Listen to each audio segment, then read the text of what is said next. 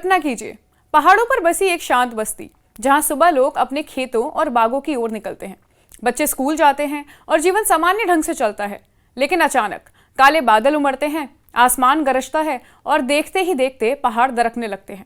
पल भर में घर मलबे में बदल जाते हैं, खेत बर्बाद हो जाते हैं और परिवार उजड़ जाते हैं। ये कोई काल्पनिक कहानी नहीं है, बल्कि बीते 2.5 महीने में हिमाचल प्रदेश की हकीकत है। इस आपदा ने अब तक सैकड़ों जानें ले ली हैं और हजारों परिवारों को बेघर कर दिया है। सड़कें टूटी, पुल बह गए, गांव अंधेरे में डूब गए और पूरा प्रदेश संकट में है। इसी बीच प्रधानमंत्री नरेंद्र मोदी का हिमाचल दौरा प्रस्तावित है, जिससे लोगों की उम्मीदें बंधी हुई हैं और शायद अब राहत और मदद तेजी से पहुंचेगी। आज के इस एक्सप्लेनर में हम आपको बताएंगे कि हिमाचल में अब तक कितनी तबाही हुई और किस तरह लोग हालात से जूझ रहे हैं, सरकार क्या कर रही है और पीएम मोदी के दौरे से लोगों को क्या उम्मीदें हैं। नमस्कार, आप देख रहे हैं न्यूज़ 18 JKLH और मैं हूं आपके साथ नम्रता जैन। हिमाचल प्रदेश इस वक्त अपने इतिहास की सबसे भयानक प्राकृतिक आपदा से गुजर रहा है। 20 जून से लगातार हो रही बारिश ने पूरे प्रदेश का नक्शा ही बदल दिया है।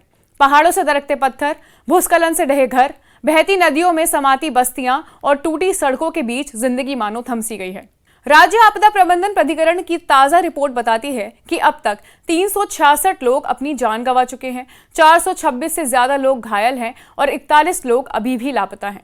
सबसे बड़ा नुकसान आम जनता के घरों और जीवन यापन के साधनों को हुआ है। 6000 से ज्यादा पूरे घर ढह चुके हैं, हजारों घर आशंकित रूप से क्षतिग्रस्त हैं, 460 दुकानें और 5000 से ज्यादा पशुशालाएं जमींदंज हो चुकी हैं। वहीं पशुपालन को भी भारी झटका पड़ा है। 1900 से ज्यादा मवेशियां और करीब 27,000 पोल्ट्री पक्षियों की मौत हो चुकी है। सरकारी आकलन के मुताबिक हिमाचल को अब तक 4000 से ज्यादा करोड़ रुपए का नुकसान हुआ है और ये आंकड़ा हर दिन गुजरते दिन बढ़ता जा रहा है।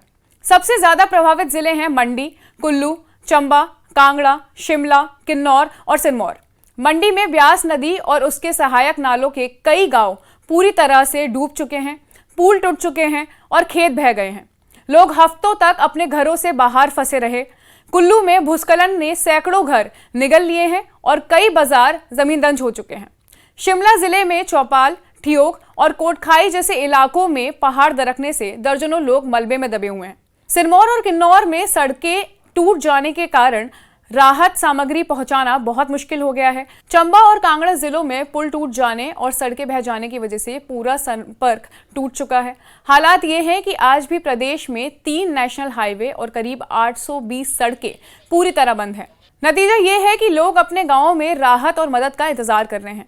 बिजली और पानी की आपूर्ति भी बुरी तरह से प्रभावित हुई है। 1000 से ज्यादा पावर सप्लाई प्रोजेक्ट और 300 से ज्यादा पेयजल योजनाएं पूरी तरह से ठप पड़ी हैं। यानी हजारों गांवों में अंधेरा छाया है और लोग पीने के पानी के लिए भी तरस रहे हैं।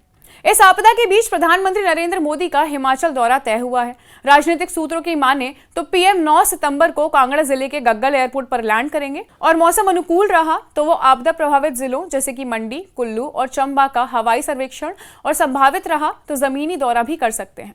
इसके बाद धर्मशाला में एक हाई लेवल बैठक बुलाई जाएगी। इस बैठक में हिमाचल के मुख्यमंत्री सुखविंदर सिंह सुक्खू, उप मुख्यमंत्री, विपक्ष के नेता, सांसद और मुख्य सचिव सहित तमाम विभागों के वरिष्ठ अधिकारी भी मौजूद रहेंगे।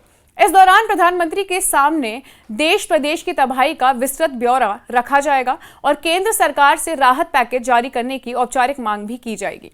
इसी कड़ी में मुख्यमंत्री सुखविंदर सिंह सुक्खू आज दोपहर बाद धर्मशाला पहुंचेंगे और कल दोपहर पीएम के साथ होने वाली बैठक में शामिल होंगे। वो प्रधानमंत्री को आपदा को लेकर हिमाचल की स्थिति पर पूरी रिपोर्ट सौंपेंगे। बैठक के बाद मुख्यमंत्री सीधे दिल्ली रवाना होंगे और 12 सितंबर को दिल्ली से वापस भी लौटेंगे। हमारे देश के प्रधानमंत्री हिमाचल प्रदेश में बारिश के कारण, बरसात के कारण जो क्षति हुई है जान माल की, उसका जायजा लेने के लिए आ रहे हैं। उस बैठक में हम भी भाग लेने के लिए धर्मशाला जा रहे हैं, वहाँ जहाँ वो बैठक करेंगे। तो वहाँ पर भी अपने क्षेत्र की और पूरे हिमाचल प्रदेश की परिस्थिति, जहाँ जहाँ भी हम गए हैं इस बारिश के मौसम में, जहाँ नुकसान का जायजा लिया है, उसकी जानकारी प्रधानमंत्री जी को बुलाएंगे। लेकिन सभी साथियों से मैंने यहाँ पर इसी बात के लिए निवेदन किया है कि बरसात के मौसम में एहतियात के साथ, सावधानी के साथ रहें, आप सुरक्षित रहें, ये प्राथमिकता हमारी है।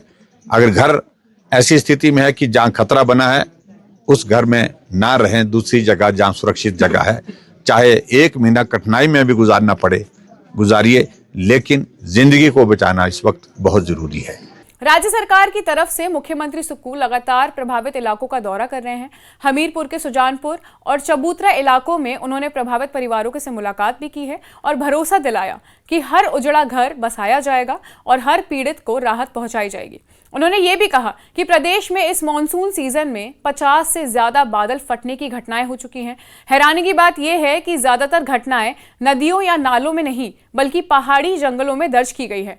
वैज्ञानिक टीमों ने इन घटनाओं की जांच शुरू कर दी है ताकि असली कारण पता लगाया जा सके। मुख्यमंत्री का कहना है कि क्लाइमेट चेंज की वजह से भविष्य में और भी गंभीर आपदाओं का खतरा है। सीएम सुक्कू ने मणिमहेश यात्रा का जिक्र करते हुए बताया कि किस तरह से सरकार ने 16,000 से ज्यादा फंसे हुए श्रद्धालुओं को सुरक्षित निकालने के लिए हेलीकॉप्टर और एचआरटीसी की बसों का इंतजाम किया।